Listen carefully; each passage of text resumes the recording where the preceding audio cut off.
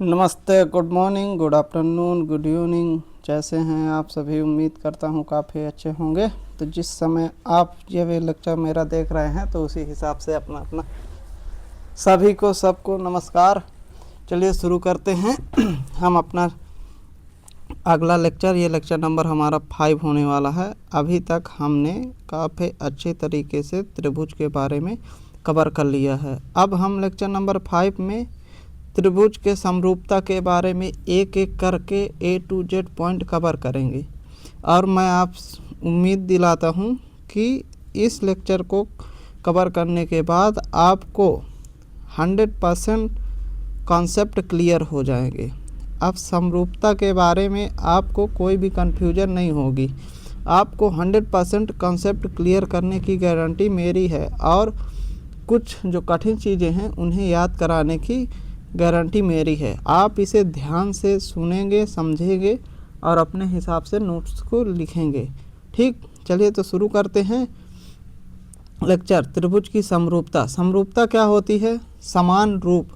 समरूपता को हम दो भागों में बांटते हैं, सम अधन रूप, मतलब समान रूप।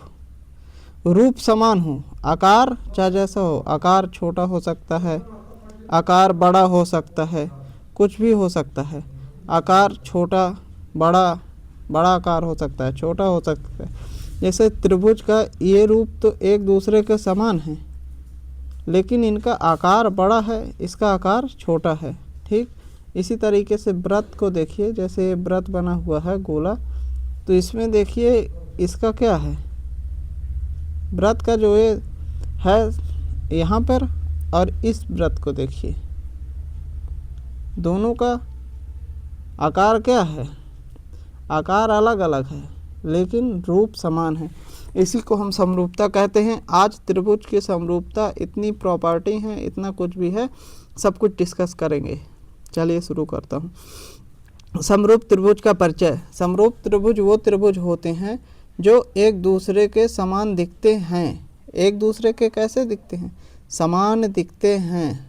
ये एक दूसरे के समान दिखते हैं, लेकिन ज़रूरी नहीं कि वे आकार में समान हों। ज़रूरी नहीं कि वो आकार में कैसे हों, समान हों। आकार छोटा हो सकता है, बड़ा हो सकता है, कुछ भी हो सकता है, लेकिन एक दूसरे को समान दिखें। फेस टू फेस चेहरा, डुप्लीकेट भाई। जैसे किसी का डुप्लीकेट, क्रिकेटर में देखो विराट कोहली का डुप्लीकेट दिखाई दे देगा आपको। इसी तरीके से आप किसी का भी डुप्लीकेट देख सकते हैं, तो उसे हम क्या कहेंगे? समरूप कहेंगे। ज़रूरी नहीं है वो विराट कोहली थोड़ी नहीं है, लेकिन वो विराट कोहली का डुप्लीकेट है। जो कोई क्रिकेट देखता होगा वो समझ रहा होगा कि उसका डुप्लीकेट तो है, लेकिन वो विराट कोहली नहीं हो सकता। ठीक, उसी के समान दिखता है लेकिन वो है नहीं। ठीक, तो उसी आकृति उसी के समान दिखती है लेकिन उतनी बड़ी है नहीं। ठीक, अब आगे चलते हैं। दो वस्तुएं या त्रिभुज को समरूप कहा जा सकता है यदि उनकी बनावट समान हो। बनावट कैसी हो? समान हो, लेकिन आकार कैसा हो? भिन्न भिन्न हो, आकार भिन्न भिन्न हो। ठीक, तो इस त्रिभुज को देखिए, इस त्रिभुज को, इसका आकार और इसका आकार, ये बड़ा है, ये छोटा है, लेकिन त्रिभुज के कोणों को ध्यान से देखिए। इसका 60 अंश तो उसका भी 60 अंश। ठीक, त्रिभुज के कोणों को ध्यान से देखिए, दोनों के 60 अंश। ए पी, तो ए पी में। ठीक, इसी तरीके से बी क्यू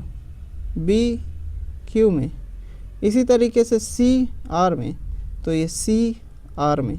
ठीक, इस तरीके से समरूप असमरूप दर्शाने का चिन्ह होता है ये क्या है? समरूप।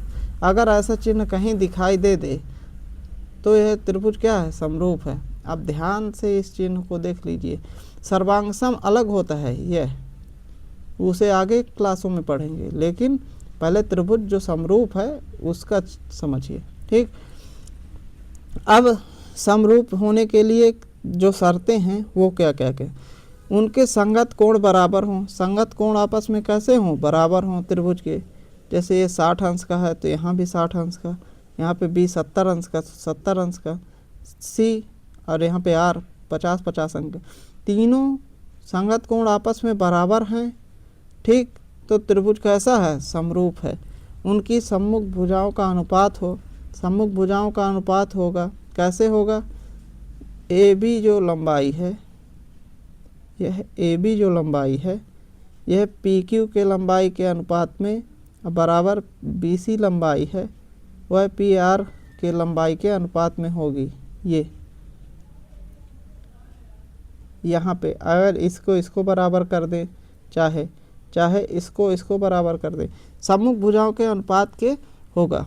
देखो मैं लिखे दे रहा हूँ, जो ए बी ये प्रॉपर्टी हैं, इन्हें आपको याद करें, समझाना हमारा काम है, याद करना आपका काम है। यह प्रॉपर्टी है कि जो यह भुजा है, ध्यान से देखिए, यह भुजा है ए बी, यह अनुपात किसके, पी क्यू के, ठीक। यह कोण 60 अंश वाले कोण देखिए, यह 60 अंश वाला कोण, ये भी 60 अंश, ये 70 अंश का कोण, ठीक। तो A B P Q equal to है यहाँ पे A C divided by P R, ठीक। इस तरीके से अनुपात आपस में क्या होते हैं, बराबर होते हैं। यह समरूप त्रिभुज की क्या है, विशेषता है। अगर त्रिभुज समरूप है तो ऐसे नियम लगेगा। और एक हिसाब, अगर ए बी सी में देखा जा रहा है तो ए बी अगर लंबाई अंश में है, ए बी लंबाई यह अंश में लिखी जा रही है, तो ए सी लंबाई भी बराबर के बाद अंश में ही लिखी जाएगी। और डिवाइडर में अगर पी क्यू लंबाई देखी जा रही है तो डिवाइडर में ही पी आर की लंबाई देखी जाएगी, बराबर के बाद वाले, बराबर के कैसे, बराबर के बाद, ये यहाँ पे बराबर है, बराबर के बाद वालों में, ठीक। अब त्रिभुज ए बी सी में त्रिभुज पी क्यू समरूप है, और त्रिभुज समरूपता को कैसे लिखते हैं, इस तरीके से लिखते हैं, त्रिभुज एक दूसरे को क्या है, समरूप है। उम्मीद करता हूँ यह पेज आपको अच्छे तरीके से समझ में आया होगा। चलिए नेक्स्ट, अब समरूप त्रिभुजों के गुण, समरूप त्रिभुजों के क्या क्या गुण हैं वो समझिए। समरूप त्रिभुज की बनावट तो समान होती है, पहले बताया हूँ, समरूप त्रिभुज तभी होगा जो बनावट क्या होगी, समान होगा। समरूप त्रिभुज की बनावट समान होती है, लेकिन आकार समान नहीं होता, आकार समान नहीं होता। एक इतना बड़ा त्रिभुज है लेकिन कोण बराबर है, एक इतना बड़ा त्रिभुज है, ये समरूप होगा क्योंकि ये कोण आपस में बराबर, यह कोण आपस में बराबर, यह कोण आपस में बराबर। अगर उसके तीनों कोण आपस में एक दूसरे के बराबर हैं तो त्रिभुज कैसा होगा, समरूप होगा, ठीक। यहाँ पे ध्यान देखिए, ए कोण डी के बराबर, कोण बी कोण ई के बराबर, कोण सी कोण एफ के बराबर। इस तरीके से ए बराबर है, यहाँ पे ए बराबर है कोण डी के, कोण बी बराबर है कोण ई के, और कोण सी बराबर है कोण एफ के, ठीक। अब समरूप का यहाँ पे चिन्ह लगा देंगे तो त्रिभुज क्या हो गया, समरूप। इस तरीके से इसे लिखा जाता है। संगत कोण की सम्मुख भुजाओं का अनुपात होता है, जो यह संगत कोण है, इनके सम्मुख भुजाओं का क्या होगा, अनुपात। जैसे ए बी, ये ए बी क्या है, 50 अंश और 70 अंश का कोण के, इसी तरीके से 50-70 अंश की कोण का ये, तो इसका अनुपात होगा A B divided by D C equal to, बराबर होगा A B divided by D E, ठीक, इज इक्वल टू। अब यहाँ पे देखा, यहाँ पे ए सी 50 अंश 60 अंश, यहाँ पे डी एफ, तो A C divided by D F 50-60, यहाँ पे 50 से 60 अंश, यहाँ से 50 से 60 अंश, तो ये इसका अनुपात कितना होगा, डी एफ। इस तरीके से बराबर होगा। अब इसमें क्या किया जाता है, मान लो इसकी लंबाई 6 दे दिया, इसकी 3 दे दिया, इसकी मान लो 4 दे दिया, अब इसकी पूछ लिया, अब ये लंबाई पूछ लिया तो आप समझिए हल करने की विधि 6 डिवाइडेड बाई इसके सम्मुख क्या है 4 equal to 6 divided by 4 equal to 3 divided by question mark को मतलब हम यक्स मान लेते हैं, यक्स जो हमें निकालना है। अब 3 से 3 दूनी 6, 2 अब 2 को 2 दूनी 4, अब यक्स इधर आएगा और 2 उधर जाएगा तो यक्स इक्वल टू 2, तो यक्स का मान कितना होगा 2। इस तरीके से मान निकाले जाएंगे। दे देगा कि इसकी मान इतना है और ये आपस में समरूप है तो इसका मान निकालिए, तो इस तरीके से मान आप निकालेंगे। ठीक, उम्मीद करता हूँ आपको बिल्कुल समझ में आ रहा होगा। समरूप त्रिभुज के अनुपातिक गुण क्या क्या हैं? समरूप त्रिभुज के अनुपातिक गुण क्या हैं? अभी मैं भुजाओं का अनुपात बता चुका हूँ, समरूप त्रिभुज के भुजाओं का अनुपात बताया हूँ कि भुजाओं का अनुपात जैसे ए बी सी इस तरीके से दिया हुआ है और यहाँ पे डी ई एफ इस तरीके से दिया हुआ है। तो मैं भुजाओं के अनुपात को बता चुका हूँ अभी कि ए बी, ये जो ए बी है इसकी डी ई की भुजा के अनुपात में होगा। ठीक, ये और इसके आगे हम क्या कर सकते हैं बी सी डिवाइडेड बाई इसकी क्या है ई एफ, ये आपस में एक दूसरे क्या है बराबर है। इसी तरीके से अगर इनकी ऊंचाई और इसकी ऊंचाई, तो इनकी ऊंचाइयों का भी अनुपात आपस में क्या होगा बराबर होगा, h1 डिवाइडेड बाई h2।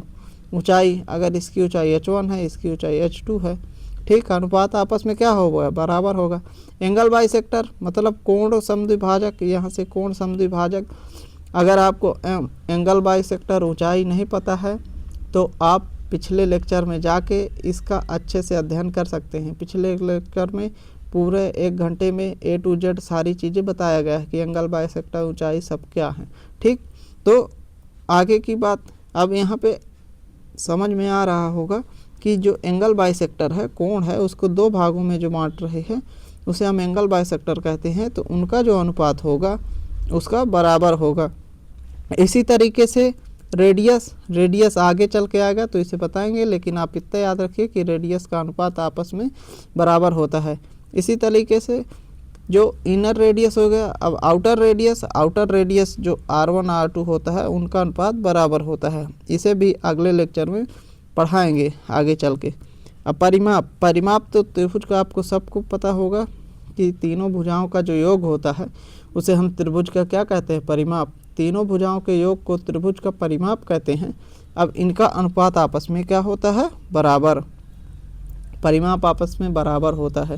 ठीक, इस तरीके से अब क्षेत्रफल का अनुपात, ये क्षेत्रफल का अनुपात से इतना क्वेश्चन आते हैं कि उम्मीद नहीं, इसलिए चुपचाप शांति के साथ इसे ध्यान से देखिए। क्षेत्रफल का त्रिभुज के एक जोड़े के क्षेत्रफल का अनुपात संगत भुजाओं के किसी भी जोड़े के पैमाने से बराबर होता है अनुपात में। तो कैसे अनुपात, त्रिभुज का क्षेत्रफल निकालेंगे। त्रिभुज का क्षेत्रफल होता है 1/2 बेस आधार गुणे ऊंचाई। ठीक, यह त्रिभुज का क्या होता है क्षेत्रफल, एरिया।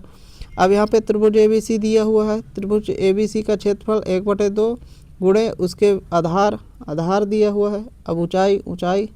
ठीक, अभी मैं बता के आ रहा हूँ कि ऊंचाई जो होती है उसकी भुजा के अनुपात में बराबर होती है। तो भुजा है BC और भुजा EF, यह ऊंचाई H1 डिवाइडेड बाई H2 के क्या है बराबर है। तो H1 H2 के जगह क्या लिख सकते हैं BC। ठीक, अब यहाँ पे H1 अनुपात H2 है तो H1 H2 दिया गया है तो इसके बराबर लिख देंगे। तो जैसे ही BC यहाँ पे लिखेंगे तो स्क्वायर हो जाएगा। ठीक, इसके जगह क्या लिख देंगे BC और EF, H1 H2 के जगह H1 के जगह BC बराबर है H2 के जगह EF। तो दोनों का क्या हो जाएगा, होल स्क्वायर। अब यही चीज़ AC में भी लागू हो सकती है, यही चीज़ AB में भी लागू हो सकती है, क्योंकि इन सब का अनुपात, संगत लंबाइयों का अनुपात आपस में बराबर होता है। ठीक, तो जो BC है वह EF अनुपात जो है वह AC के बराबर होगा DF में। ये आपस में बराबर होंगे, तो यहाँ पे BC के जगह क्या लिख सकते हैं, AC डिवाइडेड बाई DH भी लिख सकते हैं। इस तरीके से यह अनुपात बराबर होता है। तो क्षेत्रफल कहीं पर आ रहा है, तो उसका अगर रेशियो पूछ रहा है समरूप त्रिभुज में, तो उसका स्क्वायर करके तुरंत बताएंगे। क्या करके, स्क्वायर करके, अनुपात करके बताएंगे। ठीक, अब चलिए उदाहरण मैं आपको समझा रहा हूँ, साफ कर देता हूँ बोर्ड को, और उदाहरण समझिए ध्यान से, इधर उधर की बातें न देखिए, न इधर उधर ध्यान भटकाइए। ये उदाहरण समझ लीजिए, आपको पूरी तरह से समझ। यदि दो समरूप त्रिभुज जिनकी भुजाओं का अनुपात 3:4 है, भुजाओं का अनुपात कितना है, 3:4 है, तो उनकी जो संगत परिधि, परित्रिज्या, अंतः त्रिज्या, माध्यिकाएँ या ऊंचाई का अनुपात है 3:4 है। अब देखो इन सब की जो अनुपात 3:4 होगा, क्यों होगा, क्योंकि जो भुजाओं का अनुपात है, भुजाओं का अनुपात मैं पहले बताया हूँ कि जो ये BC का अनुपात है डिवाइडेड बाई EF, त्रिभुज में जो अनुपात है वो परित्रिज्या, अन्य जो भुजाएं आएंगी उनके भी बराबर होगा अनुपात, लेकिन जो परित्रिज्या, परित्रिज्या आगे चैप्टर में आएगा तो उसे समझ याद बस रखिए। परित्रिज्या हो गई, अंतः त्रिज्या हो गई, माध्यिका हो गई। माध्यिका आप पिछले लेक्चर में बताया हूँ, जिसे न याद हो उस पढ़ कर आए। शुरुआत के पहले लेक्चर से और आखिरी तक पढ़िए, आपको फार्मूला गारंटी लेता हूँ कि 100% फार्मूला SSC रेलवे में यहीं से आएगा, कहीं और से नहीं आएगा। आपकी मैथ इतनी स्ट्रांग हो जाएगी, आपको मान लो कि समझ लो मैं बिल्कुल 95% सवाल ऐसे ही कर जाओगे, फिर 5% फंसाने वाले आ ही जाते हैं सवाल कुछ न कुछ। ठीक, अब भुजाओं का अनुपात बराबर होता है। ठीक, अब समझते हैं, जबकि उनके क्षेत्रफल का जो अनुपात है, अगर 3:4 यहाँ पे 4 दिया हुआ है, अब क्षेत्रफल का अनुपात पूछ लिया तो 3 3 9, ये क्या है, एरिया। त्रिभुज का अगर एरिया दर्शाना होता है तो ये होता है चिन्ह। ठीक, क्षेत्रफल का 9 4 चौको 16, ये आपस में अनुपात क्या हो जाएंगे, बराबर हो जाएंगे। अब विभिन्न आकार की दो नियमित आकृतियां हमेशा समरूप होती हैं। अब चाहे जितनी बड़ी आकार की हो, मान लो एक चतुर्भुज बना दिया जाए, ये एक चतुर्भुज बना दिया जाए ये, तो इनके ये लंबाई ये अनुपातिक है, तो चतुर्भुज क्या हो जाएगा, समरूप हो जाएगा। चतुर्भुज क्या हो जाएगा, समरूप। तो एक दूसरे क्या हैं, समरूप। आकृतियाँ जरूरी नहीं है कि बराबर हों, लेकिन एक दूसरे को समान दिखें। अब समरूप की शर्तें, समरूप होने के लिए क्या क्या त्रिभुज में दिख जाए कि हम त्रिभुज को मान लें कि यह त्रिभुज क्या है, समरूप है। इसके लिए कुछ शर्तें, कुछ नियम। अभी हमें त्रिभुज दिखेंगे, अभी तो मैं सीध बता दिया कि यह त्रिभुज है, अब इसका कोण है इसके। अब मान लो त्रिभुज के 2 कोण दिए हैं और तीसरा कोण आपको खुद निकालना है, फिर देखना है कि बराबर है कि नहीं। अब इसके बाद समरूप की शर्तें तो देखते हैं। अगर 2 कोण दिए हैं, अगर 2 कोण दिए हैं तो तीसरा कोण हम अपने आप निकाल सकते हैं, क्योंकि त्रिभुज के तीनों अंतः कोणों का योग 180 अंश होता है। तीसरा कोण निकाल लेंगे और फिर देखेंगे कि तीनों कोण आपस में बराबर हैं। अगर तीनों कोण एक दूसरे से मिल रहे हैं, बराबर हैं, तो त्रिभुज समरूप होगा। तो 2 कोण दिए हैं, एक एग्जाम्पल लेकर समझा रहा हूँ। यह 120 अंश,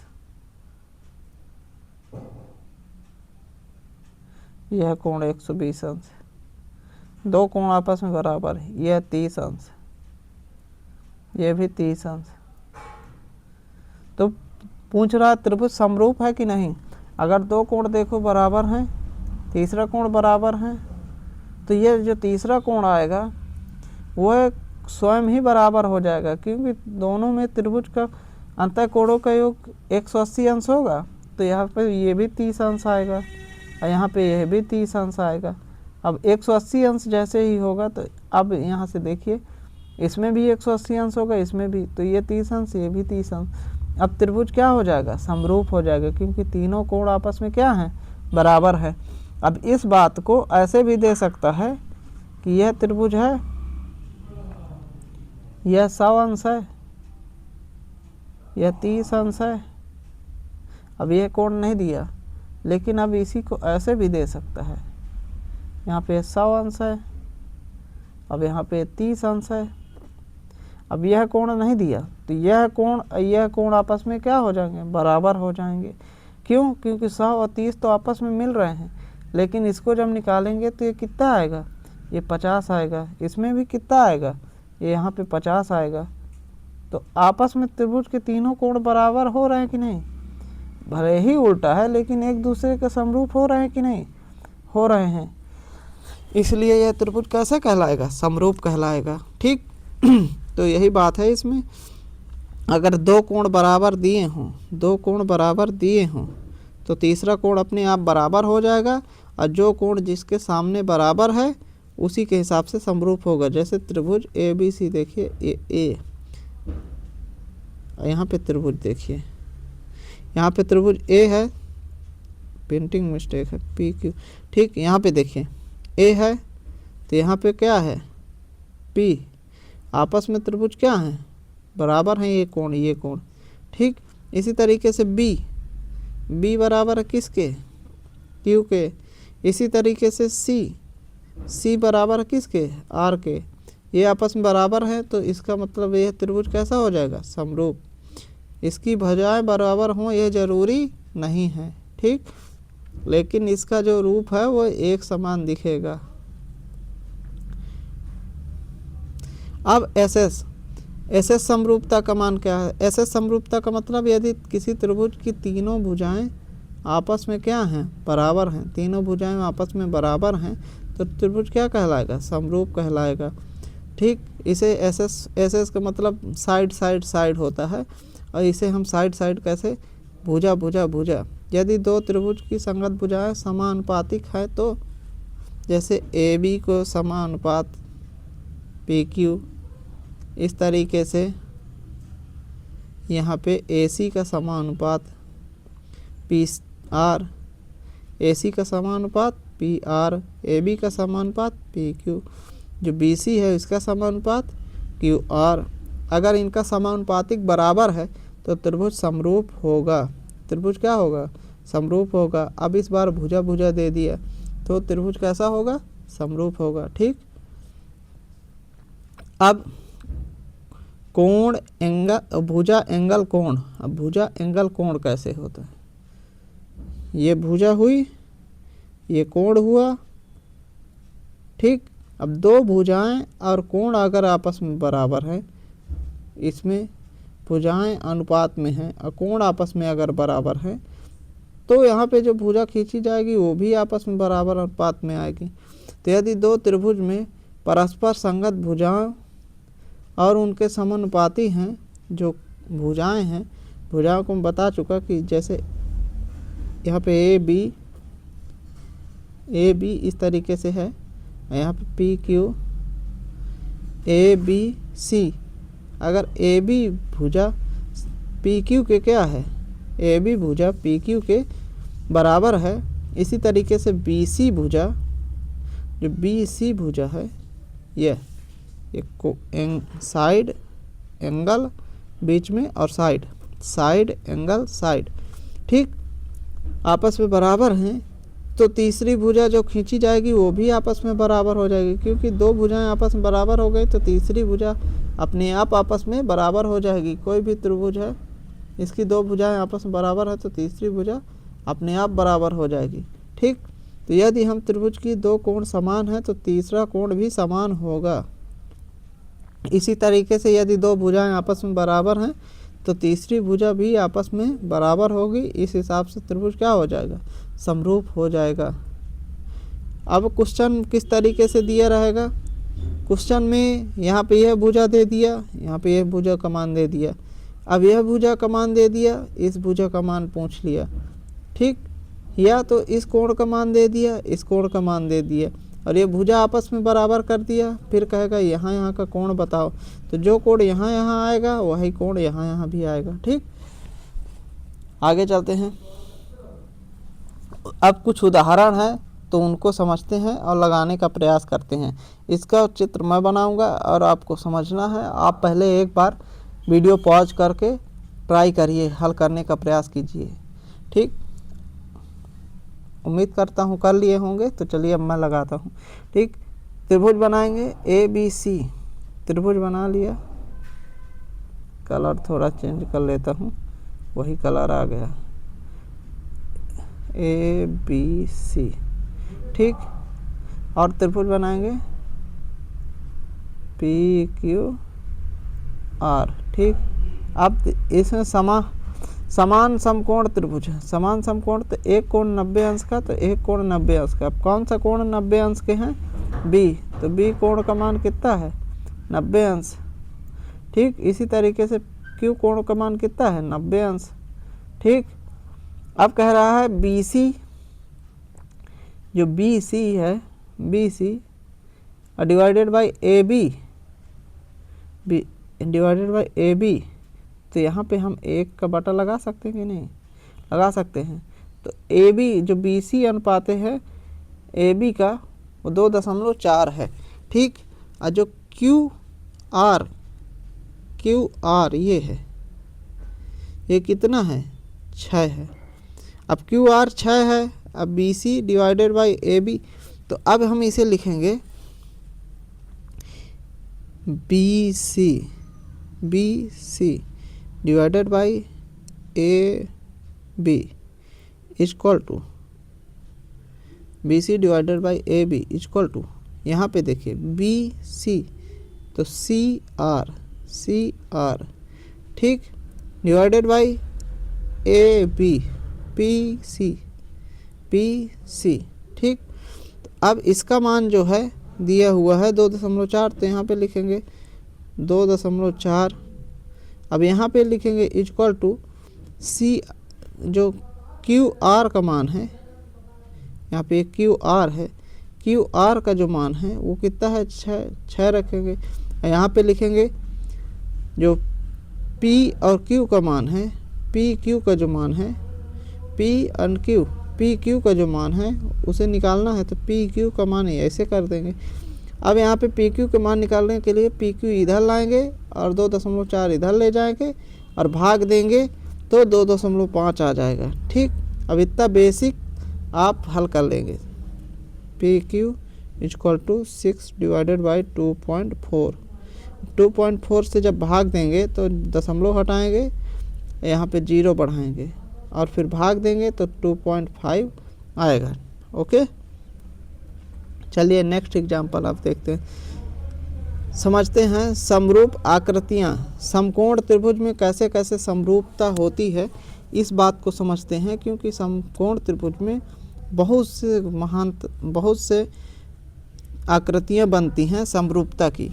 अब किस तरीके से बनती हैं ये आपको भी गेस करना है। अपने रफ पेन में उठा लीजिए और ध्यान से बनाइएगा रफ में और समझिए। मैं बना के एक एक चित्र को बना के समझाऊंगा आपको। ध्यान से पहले देखिए, फिर बाद में बनाने का प्रयास कीजिएगा। ये यहाँ पे बनाया गया कोण, यहाँ पे 90 अंश का हुआ। ठीक, और यहाँ पे यह कोण 90 माइनस थीटा होगा, अगर यह कोण कितना है? थीटा। कैसे? यह कोण 90 हो गया तो त्रिभुज के तीनों अंतर कोणों का योग 180 अंश होता है। तो इसका और इसका जो मान होगा, अगर एक कोण थीटा तो एक कोण 90 माइनस थीटा, क्योंकि दोनों का योग 90 होना चाहिए। एक 90 हो गया पहले से।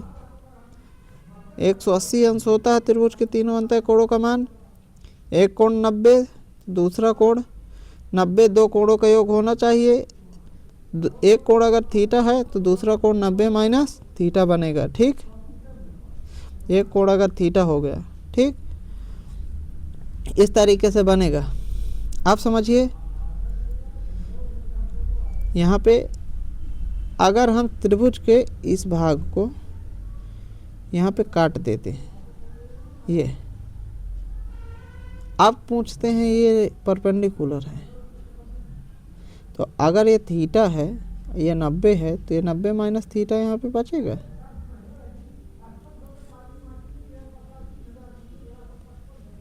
यह यहाँ पे कितना है थीटा, तो यहाँ पे अगर ये 90 अंश पे परपेंडिकुलर डाल देते हैं यहाँ से, और ये 90 माइनस थीटा हो गया, तो पूरा त्रिभुज में ध्यान दें और इस वाले त्रिभुज को, अब ये छोटा वाला त्रिभुज मैं यहाँ पे बना दे रहा हूँ।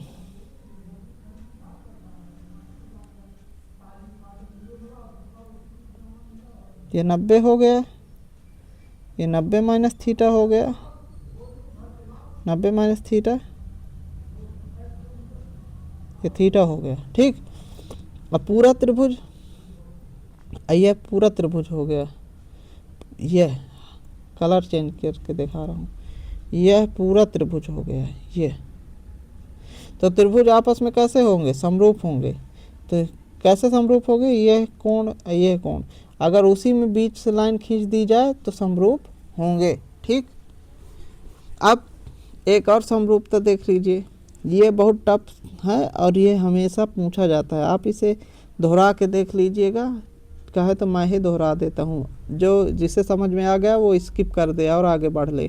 ठीक, लेकिन मैं जो बिल्कुल कमज़ोर है उन्हें नहीं छोड़ सकता, इसलिए पूरा समझाऊंगा। ठीक, देखिए जो बड़ा त्रिभुज है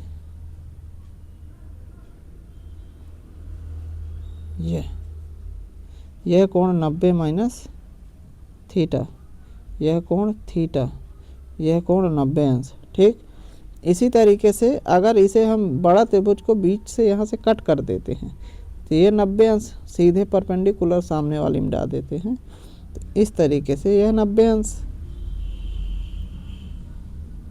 तो यह 90 अंश हो गया। अब यह जो बचा ये 90 माइनस थीटा हो गया, 90 माइनस थीटा हो गया, 90 माइनस थीटा, और यह कोण थीटा हो गया। तो देखिए तीनों कोण आपस में बराबर हो रहे हैं कि नहीं। पहले इसे देखिए, यह तो यहाँ पे 90, ये 90 माइनस थीटा और ये थीटा हो गया। अब ध्यान दीजिए, इसको बंद कर लीजिए, इसे, इस हिस्से को। अब इसे देखिए, ये 90, ये थीटा, ये 90 माइनस थीटा, इसी तरीके से ये है, यहाँ से यहाँ पे कट कर दिया गया है। ठीक, कलर दूसरा करके देखिए, यहाँ से ये 90, ये 90 माइनस थीटा, ये थीटा, तो त्रिभुज क्या होंगे, समरूप होंगे। ठीक, अब इस त्रिभुज को ध्यान से देखिए, इसमें तीनों कोण कैसे बराबर होंगे। यह कोण तो सबसे कठिन वाला था, लेकिन इसमें कैसे होंगे, इसमें कुछ नहीं, इसमें बहुत आसान है।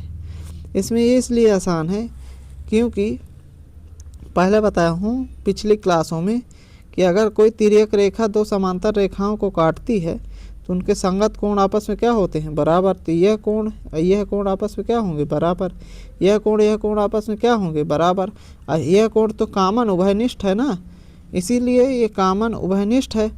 तो जब कामन उभयनिष्ठ है तब यह त्रिभुज कैसे होंगे, समरूप। क्योंकि पिछले क्लासों में बताया हूँ कि जब दो समांतर रेखाएं, जब ये समांतर हैं, तो इनको जब तिर्यक रेखा को ये काट रही है तो इसका यह कोण आपस में क्या होगा, बराबर।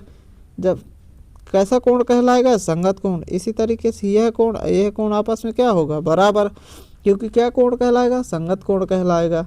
और इसका यह कोण क्या है, उभयनिष्ठ। अब यह कोण उभयनिष्ठ है तो दोनों में है तो क्या होगा, बराबर। इसलिए यह त्रिभुज आपस में क्या होंगे, समरूप होंगे। ठीक, अब चलते हैं 90 अंश समकोण त्रिभुज में समरूपता किस तरीके से है। समकोण त्रिभुज में समरूपता यह दर्शाता है, देखिए यह समकोण त्रिभुज में समरूपता, अगर यह समकोण त्रिभुज है और इसे आगे चल के और एक काट दिया जाए तो ये 90 अंश है, यह भी 90 अंश है, ये 90 माइनस थीटा है। ठीक, अगर ये कोण थीटा है, यहाँ पे समझिए, ये 90 माइनस थीटा ये थीटा, ये 90। अगर यहाँ पे एक लंब डाल दिया जाए तो ये भी 90 हो जाएगा, ये कोण थीटा हो जाएगा। क्योंकि जब दो समांतर रेखाओं को तिर्यक रेखा कोई काटती है तो जितने अंश का यह कोण होता है संगत कोण इतना ही ये होता है। तो अगर ये थीटा तो ये भी थीटा हो जाएगा। ठीक, अगर वह थीटा तो ये भी थीटा हो जाएगा, अगर ये भी क्या हो जाएगा, थीटा। तो समरूप होगा कि नहीं, A B C, A B C, A B C समरूप होगा। ए में कितना है, थीटा, तो इसी तरह ई में कितना है, थीटा, तो ई यहाँ पे क्या है, डी, ई डी सी, ये आपस में क्या है, समरूप हैं। इस तरीके से कोण से स्टार्ट करते हैं, जैसे ए से कोण स्टार्ट हुआ ए, अब यहाँ पे बी 90 में तो इसी पर डी 90 में, और सी 90 माइनस थीटा, तो इसी तरीके से सी 90 माइनस थीटा। और दो चीज़ एक त्रिभुज में आ सकती हैं, एक समरूप त्रिभुज में। ठीक, तो ये सी और सी दोनों में कॉमन है। ठीक, इस तरीके से अगर एक त्रिभुज इसे खींच दिया जाए तो ये बहुत टफ हो जाएगा, तो इसे मैं आगे के क्वेश्चनों के टाइम में बताऊंगा। ठीक, पहले आप इतना प्रैक्टिस अच्छे से करिए, दोहराइए।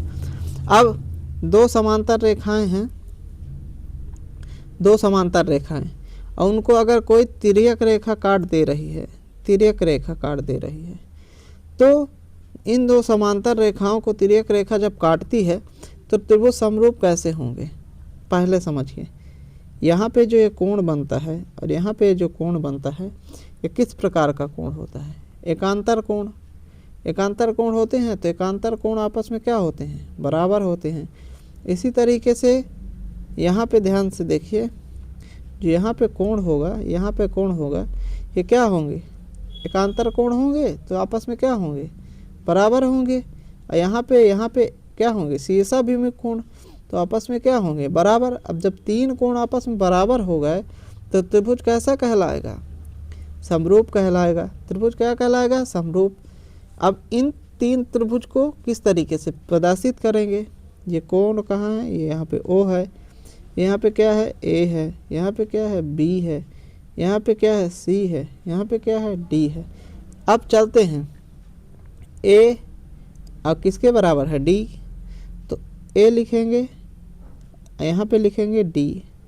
ठीक, अब यहाँ पे ध्यान दीजिए, ए हो गया, डी हो गया, यहाँ पे सी किसके बराबर है, बी के, तो यहाँ पे लिखेंगे बी, यहाँ पे लिखेंगे सी। ओ दोनों में कॉमन है तो यहाँ पे लिखेंगे ओ, यहाँ पे भी लिखेंगे ओ। समान समरूप, तो समरूप का क्या लगा देंगे, चिन्ह। ठीक, तो जहाँ पे जौन सा कोण बराबर होता है वही को पहले अक्षर से शुरुआत करते हैं, और उसी को जैसे दूसरे अक्षर को लिखे तो उसका दूसरा कोण बराबर वाले अक्षर को ही अगले में लिखेंगे। इस तरीके से निर्देशित किया गया है। ठीक, अब आगे चलते हैं। ये यहाँ पे त्रिभुज के ऊंचाइयों को दिया गया है और पूछ लिया गया है कि दो त्रिभुज समरूप हैं। अब दो त्रिभुज की दो समांतर रेखाएं हैं, उन पर तिर्यक रेखाएं खींची गई हैं और उन पर लंबाई डाल दी गई है, तो त्रिभुज क्या है, समरूप है। अगर त्रिभुज समरूप हैं तो उनकी भुजा का अनुपात जैसे 10 का अनुपात divided by A B divided by C D, ये आपस में क्या है, बराबर है। तो A B divided by C D का मतलब 14, 10 डिवाइडेड बाई 14। अब अनुपात जो हाइट का अनुपात है वो ए बी की हाइट जो ए बी वाले में हाइट है वो h1 डिवाइडेड बाई इसमें हाइट h2, 2 से डिवाइड होगा तो 5 डिवाइडेड बाई 7 मतलब 5:7 होगा, h1 रेशियो h2। ठीक, तो यह इसका मान होगा। आगे चलते हैं। उम्मीद करता हूँ यह एग्जाम्पल और प्रमेय काफ़ी अच्छे तरीके से समझ में आई होगी, तो ध्यान पूर्वक देखिए। और जिस शुरू में मोटिवेशन सबको जागता है, सब कोई देखता है, लेकिन भला उसी का होता है, सफलता वही प्राप्त करता है जो अंत तक लड़ता रहता है। कोई भी लेक्चर है, कोई भी टॉपिक है, आज के टाइम में ऐसा नहीं हुआ कि आप 70% 80% कर लिए और उससे सब कुछ आपका हो गया। इस तरीके से नहीं हो सकता। आज के टाइम में इतना कंपटीशन है कि आपको 100% चीज़ें करनी पड़ेंगी, तब जाके आप वहाँ 90% मार्क प्राप्त करेंगे, तब जाके नहीं आपको, क्योंकि आपको आता तो सब रहेगा, लेकिन एग्ज़ाम प्रेशर, टाइमिंग की कमी और आपका रिवीजन सब कुछ वहाँ पे मैटर करता है।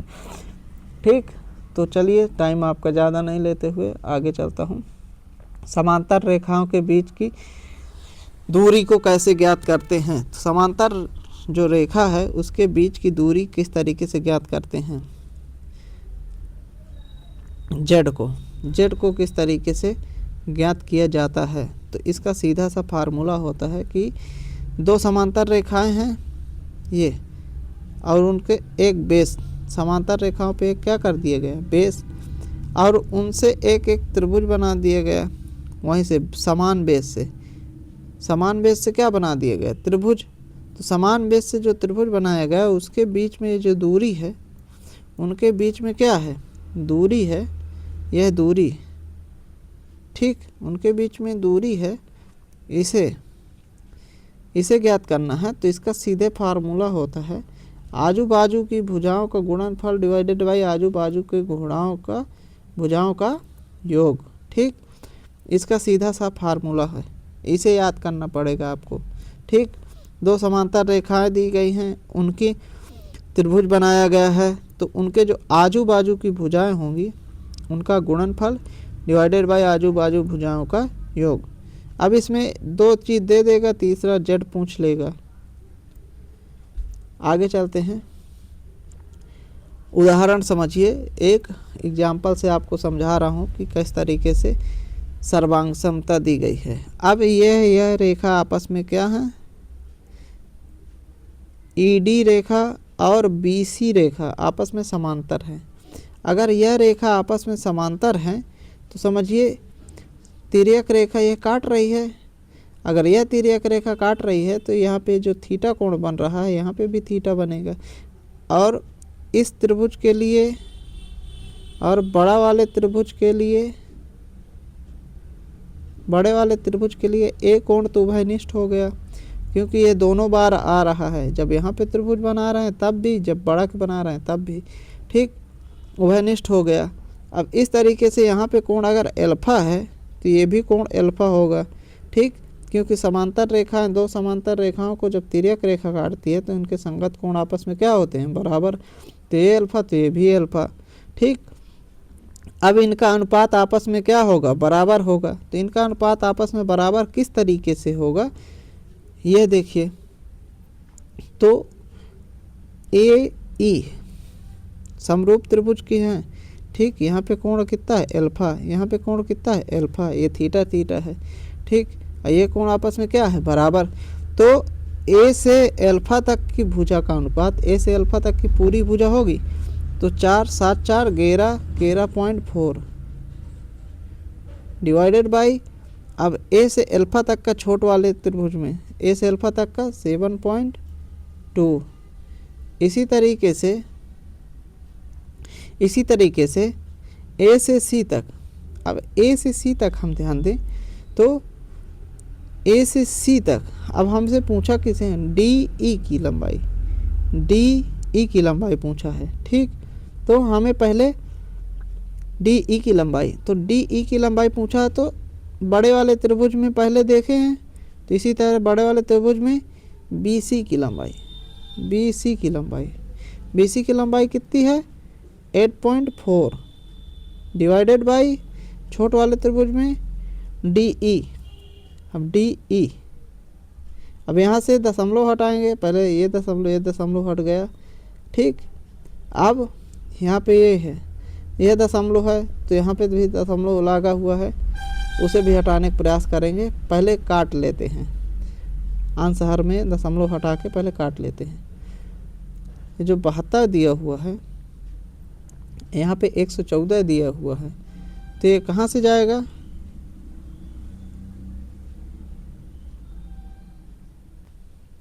सबसे पहले हम इसे काटते हैं। तो इसे काटने के लिए 6 से काटते हैं, 6 से किस तरीके से कटेगा, 6 12 छंग 72, ठीक, ये 12 हो गया। यहाँ पे किस तरीके से कटेगा, 6 करने 6, ठीक, 6 नहीं हम 54, 19 बार कट गया, ठीक, आया 19 बार कट गया, ठीक। और इसको गुणा करेंगे। अब जब इसको गुणा करेंगे, अब पहले इसका क्या करते हैं, दशमलव हटा लेते हैं, तो यहाँ पे क्या आ जाएगा, 0 बढ़ जाएगा, ठीक। अब इसको यहाँ पे ला के 84 से 12 का गुणा कर लेते हैं और यहाँ पे भाग देते हैं। जब 84 को नीचे डिवाइड में लाएंगे और फिर 12 से भाग देंगे तो यह जस्ट उल्टा हो जाएगा। जब डी ई निकालेंगे तो डी ई अंश में आएगा, तो ये पक्षांतर होकर उधर जाएगा। तो किस तरीके से हो जाएगा, 84 डिवाइडेड बाई गुणे 12 डिवाइडेड बाई 190। अब 190 को किस तरीके से काटना है, पहले इसका गुणा करेंगे और फिर 19 से भाग देंगे, वह ई डी की लंबाई हो जाएगी। वह क्या हो जाएगी, ई डी की लंबाई हो जाएगी। तो इतना आप बेसिक कैलकुलेशन कर लेंगे, क्योंकि मेरे पास जगह नहीं है, तो उम्मीद करता हूँ इतना कर लेंगे, वह डी ई की लंबाई हो जाएगी, वही करेक्ट आंसर होगा। चलिए इतना आप बेसिक कर लेंगे, उम्मीद करता हूँ। अभी तक कितना समझाया हूँ, ठीक। और मुख्य जो की पॉइंट हैं वो याद करने के, वह क्षेत्रफल वाला है, क्षेत्रफल वाला। क्योंकि जो अगर भुजाओं का अनुपात दे दिया 4:5 दे दिया, अब पूछ लिया क्षेत्रफल का अनुपात, तो क्षेत्रफल का अनुपात होगा, क्षेत्रफल का अनुपात 4 चौको 16, 5 पचा 25, इस तरीके से होगा। और यहाँ पे जो साइडों का अनुपात हुआ है, साइड का अनुपात का स्क्वायर होगा, तो ये भुजाओं का अनुपात है। और इस तरीके से चाहे अनुपात हाइट का दे दे त्रिभुज में, ये हाइट का अनुपात, इसी तरीके से यह त्रिभुज में चाहे हाइट का अनुपात दे दे, इन हाइटों का अनुपात दे दे, और यहाँ पे रेशियो दे दे जो अंतः त्रिज्या है R1 R2, बाह्य त्रिज्या, परिमाप, पैरीमीटर, कुछ भी दे दे। ये बेसिक मेन पॉइंट है।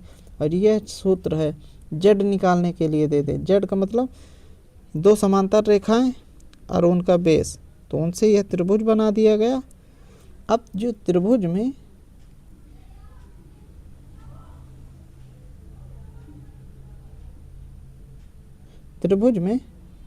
मेन पॉइंट यहाँ पे आता है, ये अरे कलर चेंज हो जाए पहले, मेन पॉइंट यहाँ पे आता है, ये इसे हम जेड कहते हैं, ये एक्स है, ये वाई है, ठीक। तो यहाँ पे जेड जो निकालेंगे, वहाँ से एक्स वाई का गुणा divided by x plus y. ये फार्मूला आप याद कर लीजिए। तब तक के लिए Jai Hind, bye bye, take care, अच्छे से पढ़ें, रिवीजन करें। मिलते हैं नेक्स्ट क्लास में और शानदार फार्मूले लेक्चर में लाएंगे और उसमें परिभाषाएं, थ्योरी और बिल्कुल आसान करने का प्रयास करेंगे। उम्मीद करता हूँ आपको अच्छे से समझ में आया होगा। तब तक अपना रिवीजन करें और पढ़ें।